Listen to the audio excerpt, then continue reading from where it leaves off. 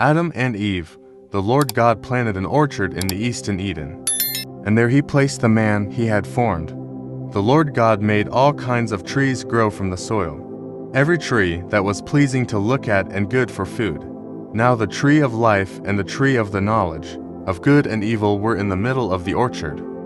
Now a river flows from Eden to water the orchard, and from there it divides into 4 head streams. The name of the first is Pishon. It runs through the entire land of Havilah, where there is gold.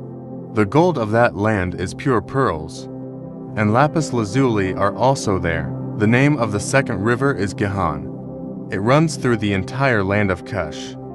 The name of the third river is Tigris. It runs along the east side of Assyria. The fourth river is the Euphrates. The Lord God took the man and placed him in the orchard in Eden to care for it and to maintain it. Then the Lord God commanded the man, "You may freely eat fruit from every tree of the orchard, but you must not eat from the tree of the knowledge of good and evil, for when you eat from it, you will surely die." The Lord God said, "It is not good for the man to be alone.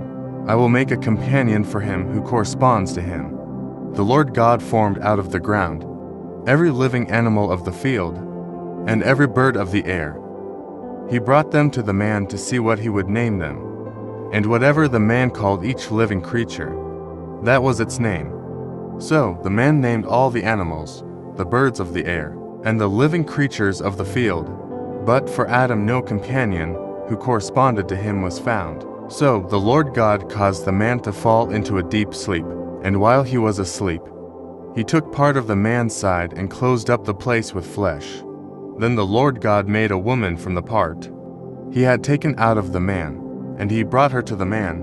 Then the man said, "This one at last is bone of my bones, and flesh of my flesh. This one will be called woman, for she was taken out of man. That is why a man leaves his father and mother, and unites with his wife, and they become one family. The man and his wife were both naked, but they were not ashamed. Now the serpent was shrewder than any of the wild animals that the Lord God had made. He said to the woman, "Is it really true that God said, 'You must not eat from any tree of the orchard'?"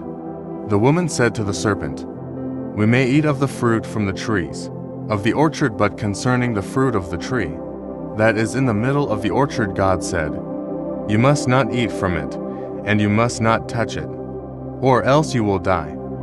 The serpent said to the woman, "Surely you will not die, for God knows that when you eat from it your eyes will open, and you will be like God, knowing good and evil." When the woman saw that the tree produced fruit that was good for food, was attractive to the eye, and was desirable for making one wise, she took some of its fruit and ate it. She also gave some of it to her husband who was with her, and he ate it. Then the eyes of both of them opened, and they knew they were naked, so they sewed fig leaves together and made coverings for themselves. Then the man and his wife heard the sound of the Lord God moving about in the orchard at the breezy time of the day.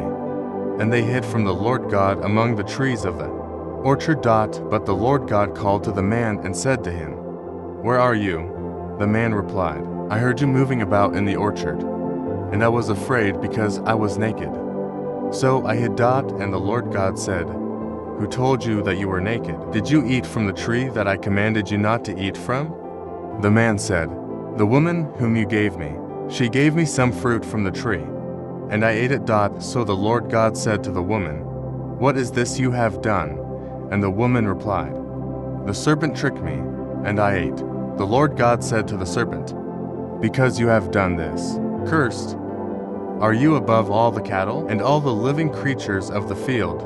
On your belly you will crawl, and dust you will eat all the days of your life. And I will put hostility between you and the woman, and between your offspring and her offspring. He will strike your head, and you will strike his heel." To the woman he said, "I will greatly increase your labor pains. With pain you will give birth to children. You will want to control your husband, but he will dominate you."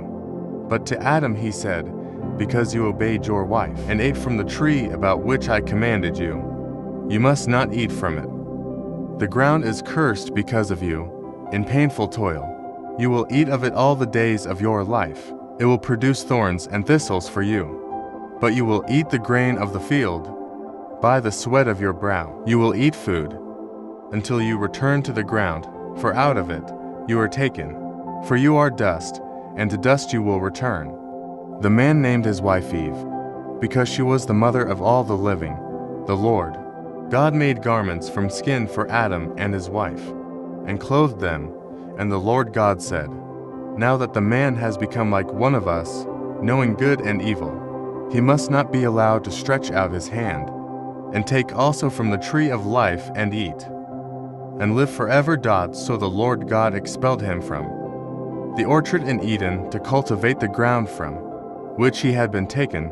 When he drove the man out, he placed on the eastern side of the orchard in Eden angelic sentries, who used the flame of a whirling sword to guard the way to the tree of life. Thank you for watching. God bless you.